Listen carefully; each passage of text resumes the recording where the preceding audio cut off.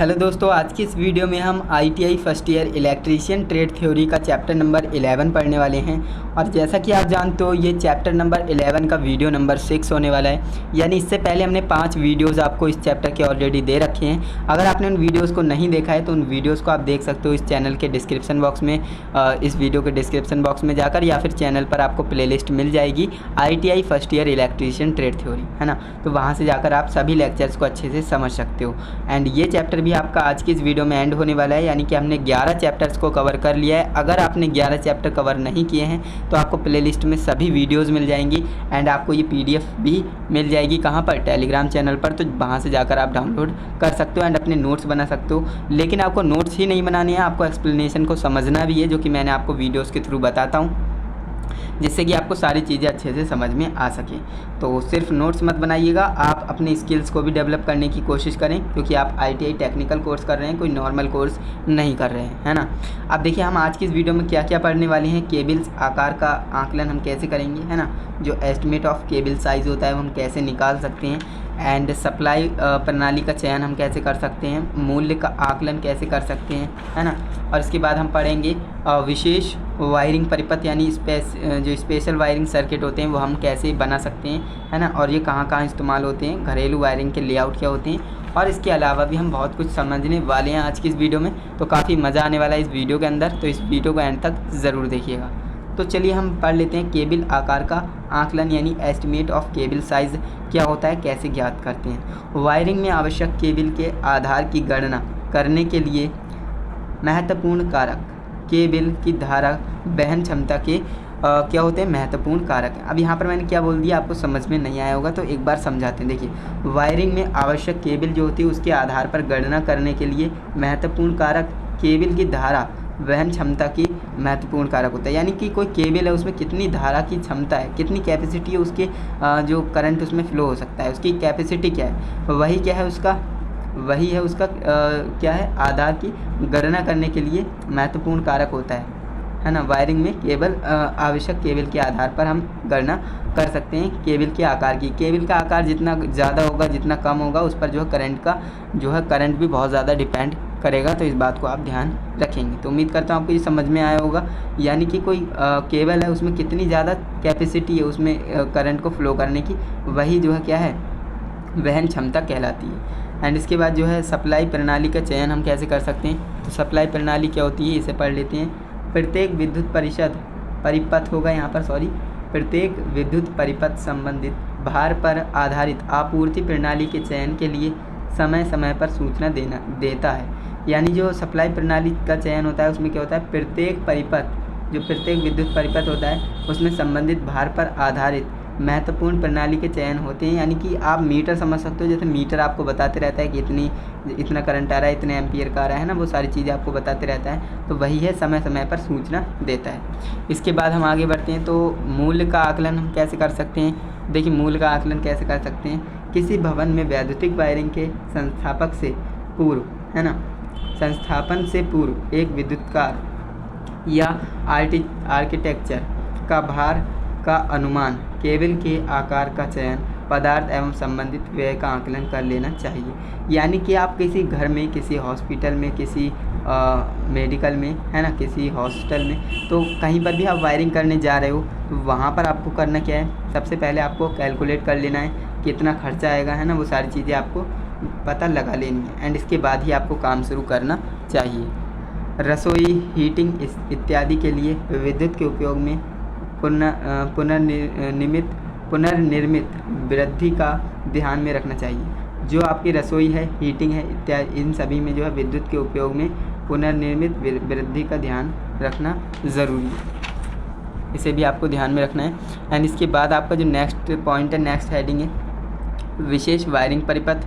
अब special wiring circuit क्या होते हैं। तो देखिए भवनों में सामान्य वायरिंग के अतिरिक्त कुछ विशेष स्थानों के लिए अलग प्रकार से सामान्य वायरिंग के अतिरिक्त कुछ विशेष स्थान के लिए होती है, जिनका जो है वायरिंग परिपथ निम्नवत है। अब देखिए ऐसा तो है नहीं हर जगह नॉर्मल वायरिंग होगी, कुछ ऐसे स्थान होते हैं जहाँ पर हम स्पेशल वायरिंग करते हैं। अब स्पेशल वायरिंग कौन कौन सी होती है वो यहाँ पर मैंने नीचे रखी है। देखिए 4 तरह की स्पेशल वायरिंग होती है। गोदाम का वायरिंग परिपथ, है ना, और सुरंग का वायरिंग परिपथ, है ना, और कार्यशाला का वायरिंग परिपथ और कार्यशाला का वायरिंग परिपथ ये दोनों सेम हो गए, तो इसे आप काट सकते हो। ओके, तो यहाँ पर आपको ध्यान रखना है कि गोदाम की जो वायरिंग परिपथ होता है, सुरंग आपने देखा होगा धरती के नीचे से कोई सुरंग बनाई जाती है या फिर कार्यशाला बनाई जाती है ना, तो ये सारे के सारे क्या हैं, स्पेशल वायरिंग के अंतर्गत आते हैं, इसमें स्पेशल वायरिंग की जाती है।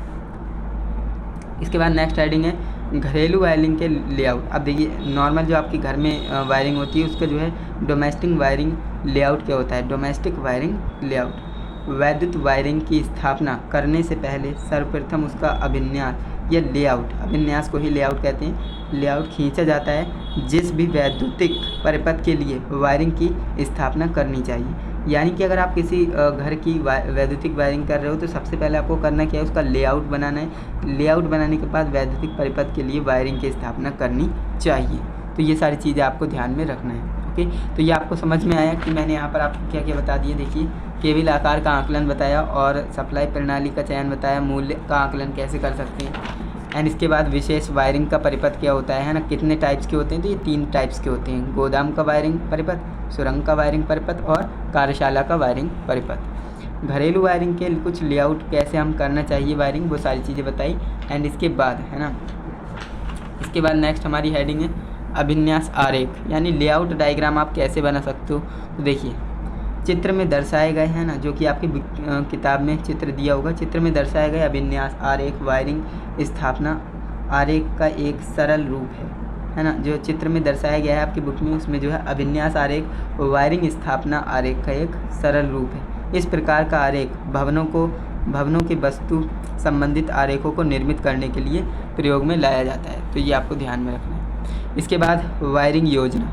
अब आपने वायरिंग का डायग्राम बना लिया, अब आपको करना क्या है, प्लानिंग करनी है कि किस तरह से हमने वायरिंग करनी है। तो वायरिंग प्लानिंग आपको कैसे करनी है, वैद्युतिक वायरिंग की योजना यानी प्लान्स तैयार करने के लिए निम्नलिखित वस्तुओं की आवश्यकता होती है। देखिए भवन का मानचित्र आपके पास होना चाहिए, भवन मालिक की आवश्यकताओं की सूची आपके पास होनी चाहिए।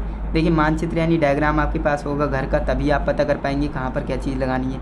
एंड इसके बाद जो मालिक है उसकी आवश्यकताएं आपको पता होनी चाहिए कि उसे कहाँ पर क्या चीज़ चाहिए, कहाँ पर कितने स्विच कितने सॉकेट चाहिए, कहाँ पर फ़ैन है ना, वो सारी चीज़ें आपको बता पाए। तो वो सारी सूची बना लेनी है आपको, है ना, एक लिस्ट बना लेनी है कि ये चीज़ें इन्हें लगानी है, कहाँ कहाँ लगानी है ना।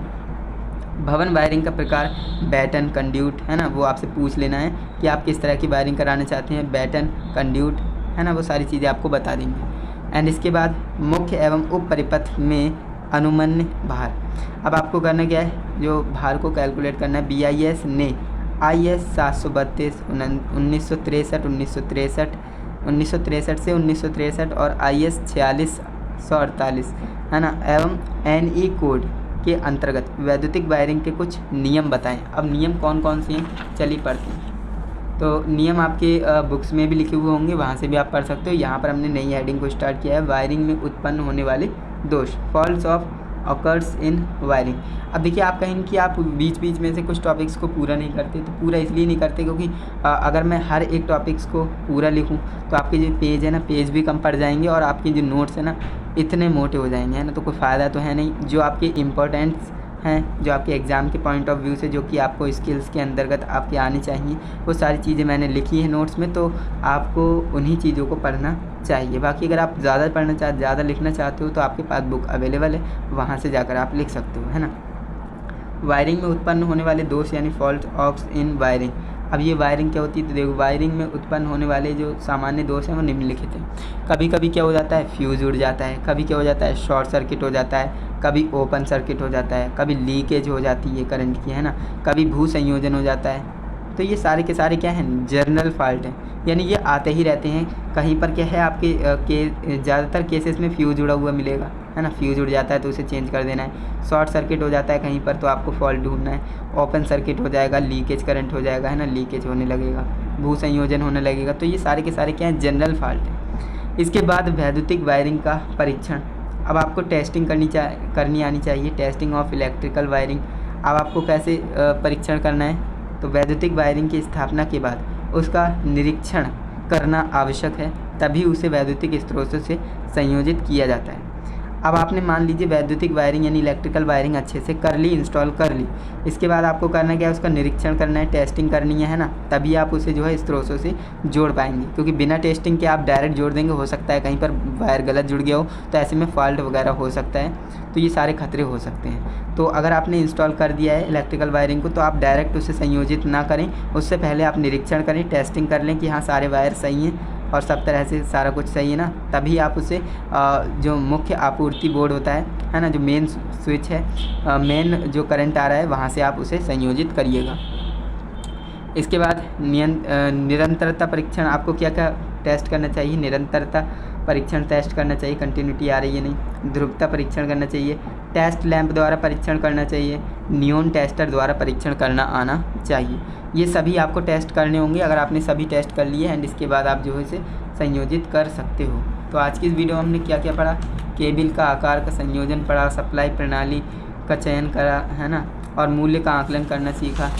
एंड इसके बाद विशेष वायरिंग परिपथ क्या होता है ना, ये कितने टाइप्स के होते हैं, घरेलू वायरिंग लेआउट क्या होता है, और इसके बाद हमने पढ़ा अभिन्यास आरेख क्या होता है यानी लेआउट डायग्राम क्या होता है, वायरिंग प्लानिंग हम कैसे करते हैं, मुख्य एवं उप परिपथों में अनुमन्य भार हम कैसे ज्ञात करते हैं। एंड इसके बाद हमने पढ़ा वायरिंग में उत्पन्न होने वाले कुछ दोष जो कि जनरल फॉल्ट होते हैं, फ्यूज उड़ना, शॉर्ट सर्किट होना, ओपन सर्किट होना, लीकेज होना, भू संयोजित हो जाना है ना, वैद्युतिक वायरिंग का परीक्षण, इलेक्ट्रिकल जो वायरिंग है उसकी टेस्टिंग आप कैसे करेंगे। तो ये सारी चीज़ें हमने पढ़ी। तो इस तरह से आपका जो ये चैप्टर है ना 11 नंबर चैप्टर वो हो जाता है कंप्लीट है ना। ज़्यादा कुछ इसमें पढ़ने के लिए नहीं था, जो भी था मैंने आपको बता दिया। एंड इतना आप लिख लेते हो अपनी नोट्स बुक में है ना, जो कि आपको ये पेज मिले हैं, इतना आप लिख लेते हो तो ये चैप्टर आपका तो ये चैप्टर आपका कंप्लीट हो जाएगा। कोई दिक्कत वाली बात नहीं है, आप इसे अच्छे से पढ़िए क्योंकि इस चैप्टर में जो है आपके स्किल्स पर ज़्यादा ध्यान दिया गया है। और इसमें से भी कुछ क्वेश्चंस आते हैं लेकिन बहुत कम क्वेश्चन आपके CBT एग्ज़ाम में देखने को मिलेंगे, लेकिन मिलेंगे है ना, तो इसलिए आपको इस चैप्टर को पढ़ना ज़रूरी था। एंड इसके बाद हमारा जो चैप्टर नंबर 12 है उसे हम जल्द ही स्टार्ट करने वाले हैं। तो इसके लिए आपको करना क्या है, चैनल को सब्सक्राइब करके रखना है जिससे कि आपको जब भी मैं वीडियो डालूँ आपको नोटिफिकेशन मिल सके। ओके, तो आप इस चैनल को सब्सक्राइब कीजिए, वीडियो को लाइक किया करें। एंड अगर आपको कोई डाउट है तो कमेंट बॉक्स में कमेंट किया करें और अपने दोस्तों को भी इस वीडियो को शेयर कर दें जिससे कि उनका भी फ़ायदा हो सके। एंड अगर आपको ये नोट्स चाहिए PDF तो आपको करना क्या है, टेलीग्राम पर जाना है, RB ट्यूशन क्लासेस सर्च करना है, वहाँ पर आपको हमारा चैनल मिल जाएगा। तो वहाँ से जाकर आप सभी चैप्टर्स के PDF नोट्स निकाल सकते हो एंड डाउनलोड कर सकते हो। एंड वहाँ से जाकर आप अपने सुंदर से नोट्स बना सकते हो। तो चलिए दोस्तों, आज के लिए बस इतना ही। मिलते हैं नेक्स्ट इंटरेस्टिंग इन्फॉर्मेटिव वीडियो के साथ। तब तक के लिए जय हिंद, वंदे मातरम।